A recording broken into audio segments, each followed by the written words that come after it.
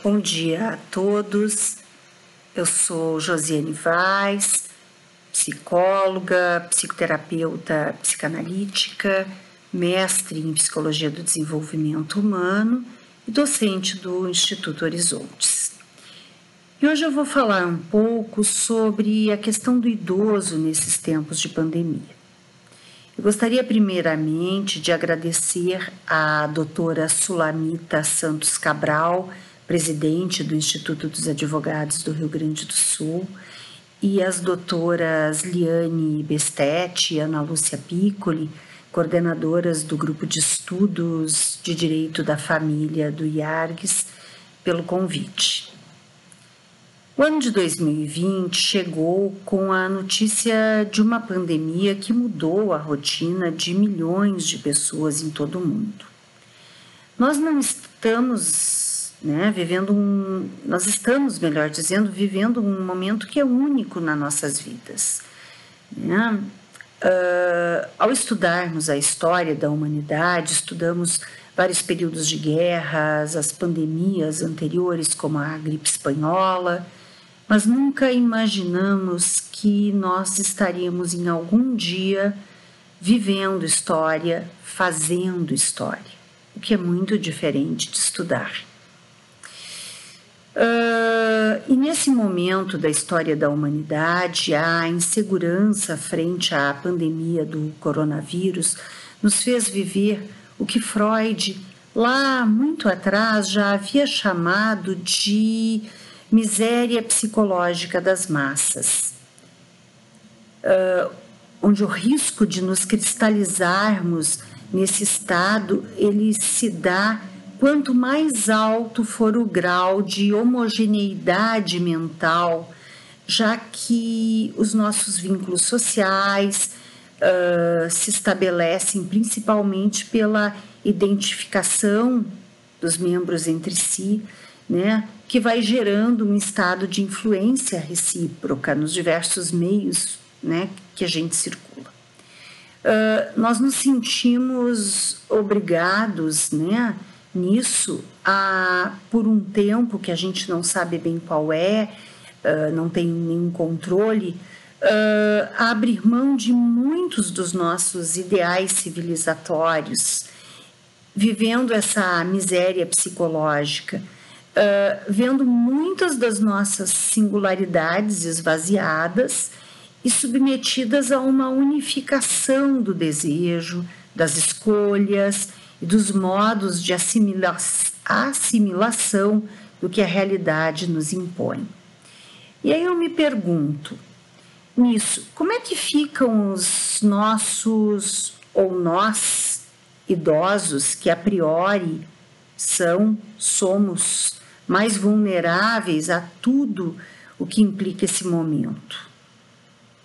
Bom, para introduzir o nosso tema, eu lembrei de um trecho de poesia da Cecília Meirelles que nos diz assim: eu não tinha este rosto de hoje, assim calmo, assim triste, assim magro, nem esses olhos tão vazios, nem o lábio amargo. Eu não tinha essas mãos sem força, tão paradas e frias e mortas. Eu não tinha este coração, que nem se mostra. E eu não dei por essa mudança, tão simples, tão certa, tão fácil. Em que espelho ficou perdida a minha face? Então, partindo dessa pequena estrofe, vamos pensar um pouquinho sobre envelhecimento. Isso é um termo que nós, da Psicologia do Desenvolvimento Humano, tomamos emprestado lá da biologia. Ele caracteriza um processo de desgaste de energia vital de um organismo ao longo do tempo, em consequência da passagem desse tempo. Ele pode ser entendido também como o processo cronológico pelo qual um ser vivo, um indivíduo, se torna mais velho. E esta é uma definição biológica, mas muito simples para nós. A velhice, ela carrega consigo, no ser humano, aspectos das representações sociais que se relacionam com a maneira como pessoas acima de 60, 65 anos vivem, se veem e são vistas pelos outros, em termos subjetivos, psicodinâmicos, sociais e físicos. Sim, ficamos velhos.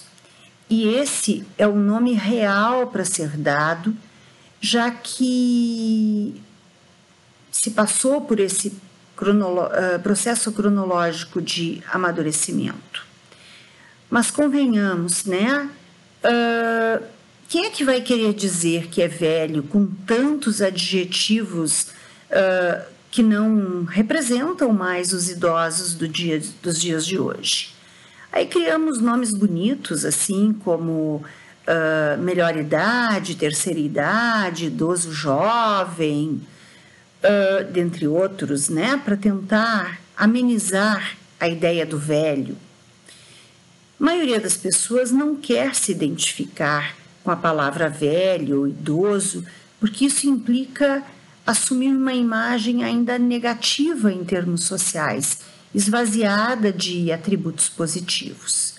E quando esse idoso tenta assumir uma imagem pré-atribuída aos jovens, como usar roupas mais joviais, praticar esportes, ter uma vida mais arriscada, ele vivencia a angústia da experiência do não reconhecimento numa imagem de velho. Bom, no Brasil, pela Lei 10.741, de 1º de outubro de 2003, Estatuto do Idoso, né, no seu título 1º, Disposições Preliminares, artigo 1º, fica instituído, né, que ele é destinado, o Estatuto do Idoso, a regular os direitos assegurados às pessoas com idade igual ou superior a 60 anos. 60, não é 70, não é 80.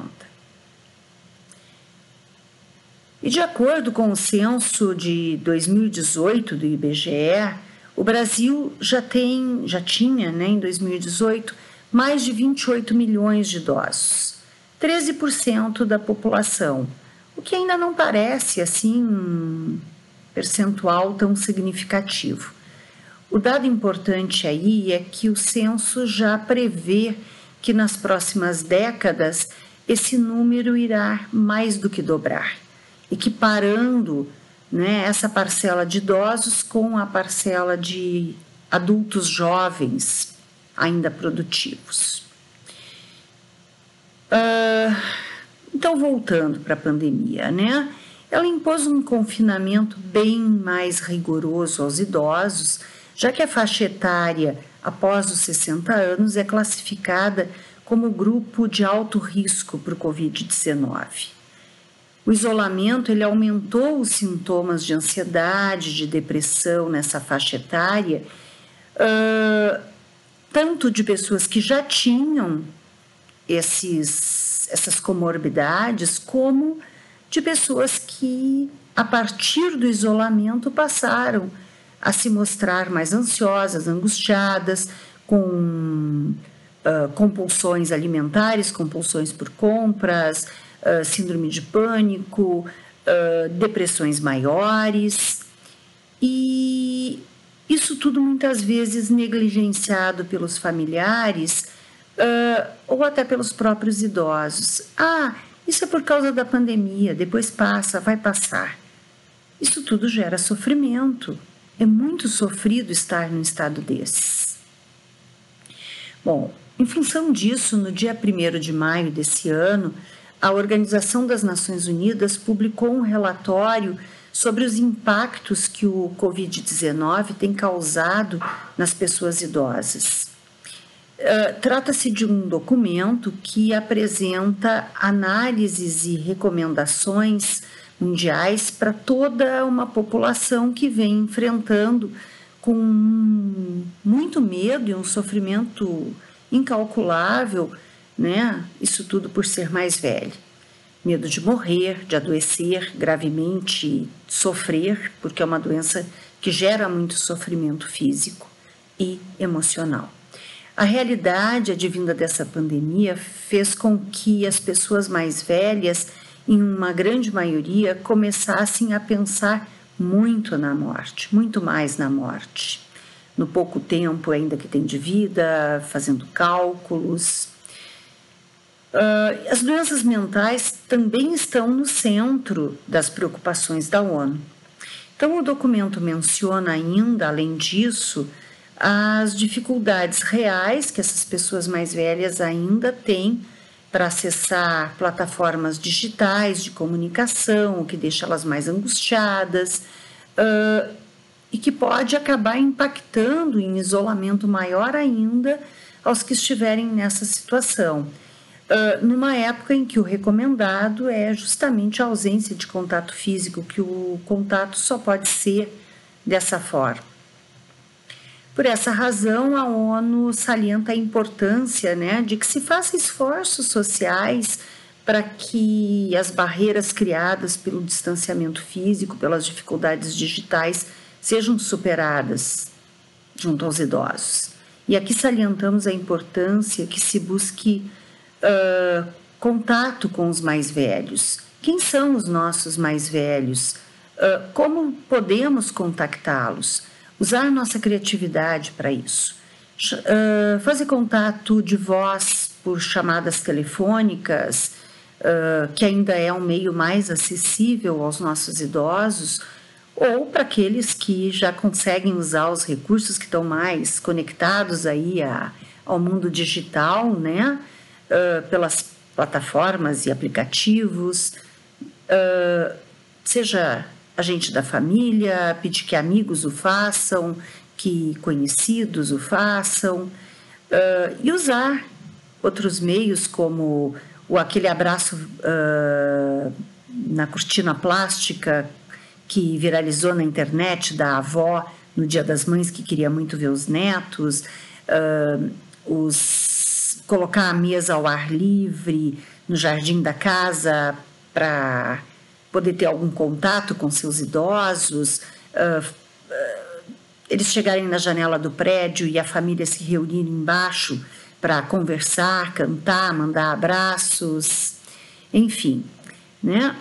Mas contatos que não sejam revestidos de atitudes que retirem dos mais velhos a autonomia para decisões que eles ainda possam ter e para as atividades que eles precisem exercer. É preciso compreender que a proteção não deve jamais se revestir de qualquer ordem de violação, transgressão ou supressão de direitos. Mesmo quando eles ousam sair com as suas máscaras embaixo do nariz para a rua, ou fazendo incursões diárias aos supermercados, não se pode dizer que eles agem sem saber o que estão fazendo, enlouquecidos, já que o porquê de estarem fazendo é o grande motivador dos seus atos, e eles têm absoluta consciência disso, em um expressivo número de situações. Para eles, o tempo é pouco, a solidão dói e a vida urge. Bom, preocupa também a ONU a questão da violência que os idosos vêm enfrentando por conta do isolamento social, seja por parte dos seus cuidadores, dos seus familiares ou de seus conhecidos próximos. A ausência de contatos físicos constantes e acessíveis com pessoas que estejam além das portas pode também levar um número de casos elevados de violências das mais diversas ordens, os golpes, fraudes, né, que as pseudo-ajudas às quais os idosos acabam se colocando justamente por essa fragilidade emocional. E a gente vive aí também um mundo que diz que velho é dependente, que velho é lento, que velho é um peso, que velho é careta, que velho é doente, que velho é chato, que velho é surdo, que velho é inútil, é coitado. Xingar, debochar, ironizar, fazer meme, dizendo que eles são teimosos e desobedientes como crianças, mal comportadas, isso também é violência. Bom, existem muitos preconceitos, estigmas e tabus associados ao envelhecimento. E também ao pânico de envelhecer, né, que aqui no Brasil é muito mais forte do que na Europa, por exemplo. Mesmo que se dê nomes bonitos para o preconceito, como ageísmo, idadismo ou gerontofobia, o que nós estamos falando é de velhofobia. O que nós temos visto na pandemia é uma generalização desses discursos velhofóbicos, como, por exemplo, que os velhos vão morrer mais cedo ou mais tarde, afinal de contas, e então, se faltar CTI para todos os doentes, bom, vamos priorizar os novos, né? Porque velho vai morrer mesmo. São discursos sórdidos, recheados de estigmas, preconceituosos e violências contra os mais velhos que já existiam, mas que não eram tão explícitos como agora na pandemia. Os velhos sempre eles foram vistos como um peso para a sociedade, apesar de não o serem. Agora, eles vêm perdendo o seu bem mais precioso, que é a liberdade de ir e vir. Antes, eles podiam ir no supermercado, na farmácia, dar uma volta na praça, frequentar o teatro, o cinema, a academia, encontrar os amigos. Não podem mais. Mesmo que as autoridades públicas continuem a liberar os acessos da população aos serviços, os idosos eles precisam continuar restritos, né, sem uma data definida para demarcar isso, o término disso, né, à espera de uma vacina que ainda não se sabe quando vem e o quanto protegerá. E daí dependem da família, dos vizinhos, etc., para que estes saiam e resolvam a vida por eles. Bom, aí eles ficam um peso, se sentem um peso.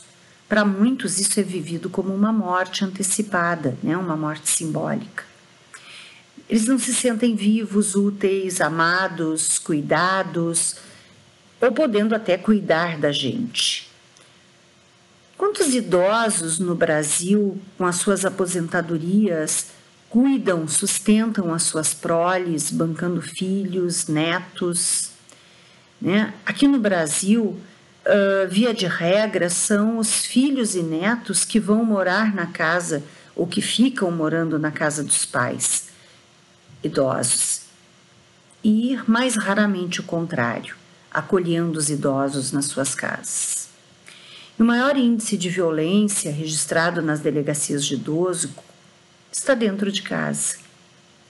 Mais da metade dessas agressões, sejam físicas, verbais, psicológicas, financeiras, são praticadas por filhos e netos. Dentro desta casa, que muitas vezes é do idoso, na maioria das vezes. Bom, imaginem o que deve estar acontecendo dentro de muitas casas nessa pandemia, com as famílias, né? Os netos em casa sem escola, os filhos com trabalho remoto ou desempregados, né? E os idosos não podendo sair. Todas as crises transgeracionais ali instaladas e atuantes. Certamente nós vamos ver um aumento na violência contra o idoso ao longo da pandemia. Mas como no poema da Cecília Meirelles, muitas dessas pessoas não se enxergam ainda como velhos. A velhice ela é associada à ideia ainda de imobilidade, de inutilidade, né? Por isso ninguém se reconhece como velho, nem os próprios velhos que ainda são ativos. E vem essa pandemia nos notificar disso, que somos velhos. Bom, imaginem dizer para o Biden, né, que tem 77 anos, ou para o Trump com 74, que eles precisam entender que eles são idosos e que eles deveriam estar isolados em casa. Não dá, né? É maravilhoso a gente ver idosos que têm amor pela vida, que querem continuar vivos, atuantes. Tudo que eles fizeram e ainda fazem para se manter saudáveis, lúcidos, faz com que a vida deles tenha mais valor. A vida, no sentido de estilo de vida, né? Atividades, projetos nos quais eles estão envolvidos. Não importa se eles vão durar, para essas pessoas, se eles vão durar mais um mês, um ano, 2, 3. Eles estão vivos e por esse tempo eles vão transitar pelo mundo, vão atuar, vão acontecer. Mas eles têm uma gana de viver, uma luta, né, que fazem impressionar até os mais jovens. E uma imensa gratidão por estarem vivos, para poderem fazer o que fazem ou para verem as suas descendências crescerem. Na via oposta, o impacto do tempo para algumas outras pessoas pode ser avassalador. E ao associarem esse fato ao risco de um fim trágico, como esse que a pandemia nos traz, esquecem-se de que todos nós estamos vulneráveis a ter a vida interrompida a qualquer momento e sofrem antecipadamente por serem idosos, né? A única garantia que todos nós temos é de que nós podemos aproveitar a vida neste momento atual, que a única felicidade real é a de ser feliz consigo mesmo e agora, no presente. Não é com quem eu deixei lá fora, não é com quem eu não encontro e eu tenho saudades, e não é amanhã, não é daqui a um ano, é agora. Também não foi no passado, é agora. A suscetibilidade cronológica dessa pandemia faz com que o sujeito tome consciência que ele entrou no processo de envelhecimento e tenha que elaborar muitas das perdas que ele teve decorrentes de situações vividas ao longo da vida, né? Todas as perdas cognitivas que a idade vem trazendo, pensar nos traumas passados, nos abusos, nas pessoas que com quem ele viveu e não vive mais. Tudo isso que é tão estranho, né? Que parecia tão vivo na gente e não vive mais. Esse estranho que nos habita, esse estranho das rugas que nós não reconhecemos na imagem mental que temos de nós, infamiliar, como Freud dizia, algo que nos é familiar e estranho ao mesmo tempo, né? Que causa medo, que causa horror, mas que está dentro da gente. Bom, nós vamos ter que rapidamente nos dar com isto, elaborar, né? E aproveitar esse momento da forma que cada um puder, né? Passar. Nós vamos ter que poder aproveitar o tempo disponível para cuidar de nós mesmos e alimentar o nosso amor próprio, dentro dos espaços que temos, com as possibilidades que temos para nós e para os nossos idosos, né? Usando a capacidade empática, nos permitindo escutá-los, porque muitas vezes esses idosos, e às vezes não são nem os da nossa família, é o vizinho da porta do nosso corredor onde nós moramos ou da casa do lado, são pessoas que não são escutadas, Muitas vezes nós já entramos com uma fala de tá tudo bem, fica dentro de casa, tu não tens nada a perder lá na rua, dorme, descansa.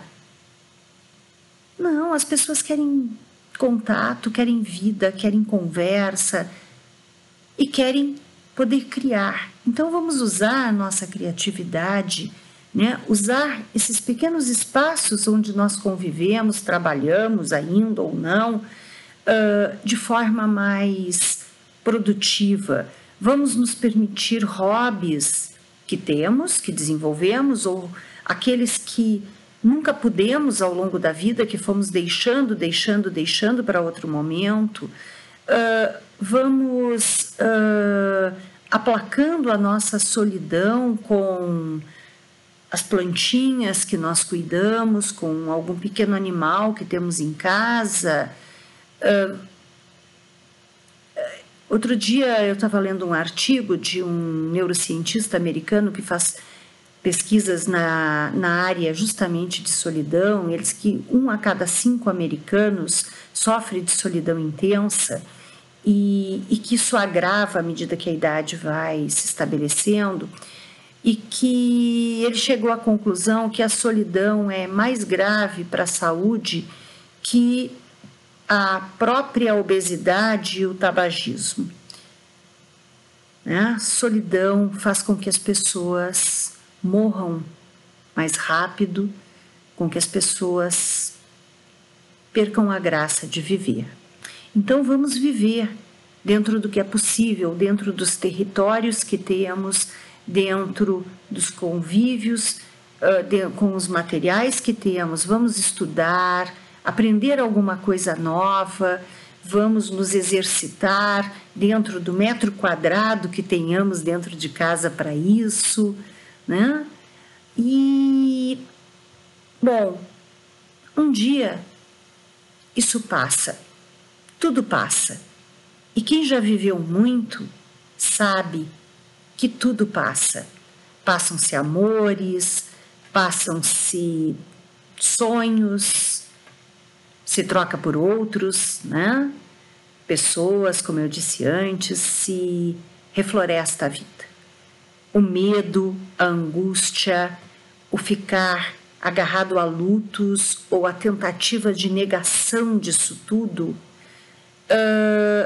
não alivia essa realidade. Vamos nos manter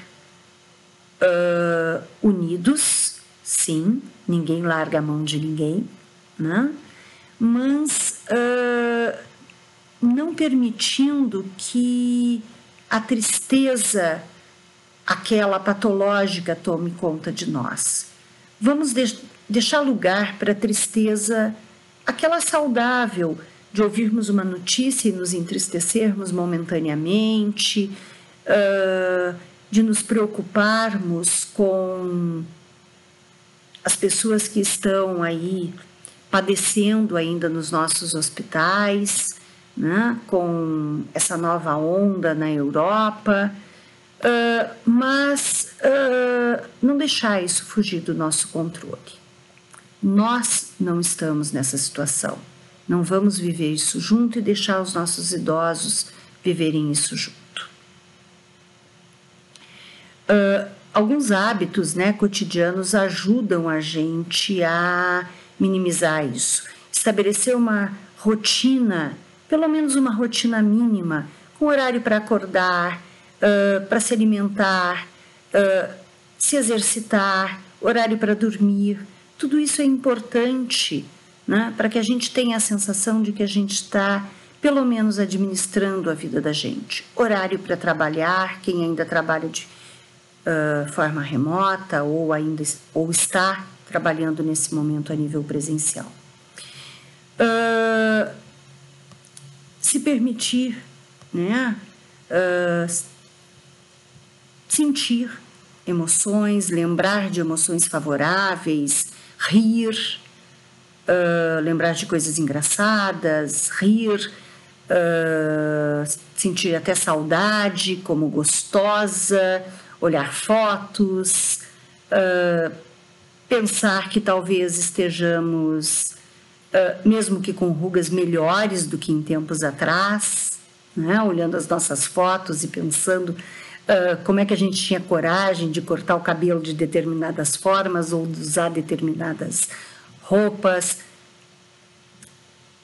Usar nossa própria experiência como forma não só de passar tempo, mas de hábitos mais saudáveis. Bom, ir além disso, né, ensinar para os nossos jovens que o corpo limita, mas a mente liberta. Que respeito cabe a todos e que somos os velhos de amanhã, querendo ou não. Ser sujeito não é ter uma essência estática, mas movimento, errância, acertos, um caminhar incessante, né, a nível de pensamento. Vida sem repouso, sem medir distâncias, um eterno se reinventar. Então esse é o recado que eu queria deixar hoje aqui. Mais uma vez agradeço, né, então, a presidência e a diretoria do Instituto dos Advogados do Rio Grande do Sul e um bom dia a todos.